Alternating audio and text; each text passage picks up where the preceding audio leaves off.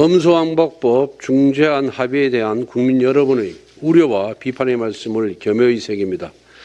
민주당은 180석을 앞세워 4월 강행 처리를 위해 수단과 방법을 가리지 않는 상황이었습니다.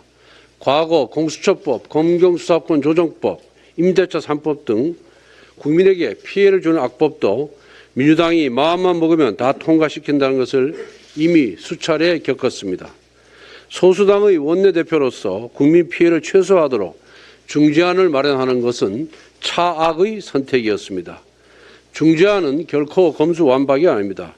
실제로 어떤 부분이 민주당이 제출한 원안과 결정적인 차이가 있는 것인지 말씀드리겠습니다. 첫째, 권력형 비리를 척결할 수 있는 검찰의 직접 수사권은 그대로 유지가 됩니다.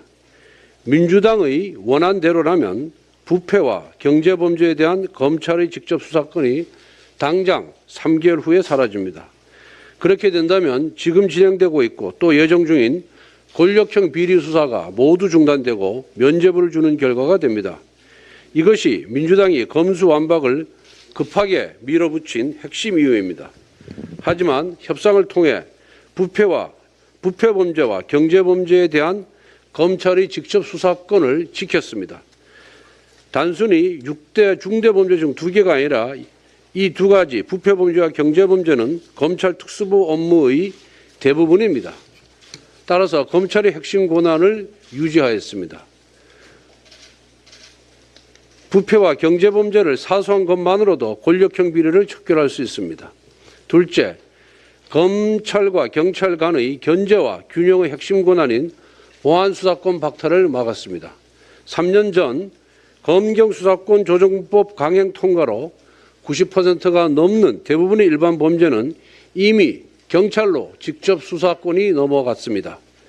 그럼에도 최근 계곡 살인사건과 같이 뉴스에 보도되는 상당수의 범죄를 검찰이 수사하고 있는 것은 보안수사권의 존재 때문입니다. 민주당의 검수완박법 원안에 숨겨진 가장 큰 독소조항이 바로 이 보안수사권 폐지입니다. 보안수사권이 없으면 검찰은 경찰이 가져온 자료를 보고 기소, 불기소, 도장만 찍는 거수기에 불과하게 됩니다. 중재안이 마음에 들지 않는다고 해서 원안 통과를 허용해버린다면 경찰이 부실 수사를 방지할 최후의 수단을 잃게 됩니다. 이것이야말로 검수완박에 동참하는 것이며 국민께 죄를 짓는 것입니다. 세 번째, 검수완박을 저지할 시간을 버렸습니다. 중재안이 본회의에서 처리된다고 해도 검수완박이 된 것이 아닙니다.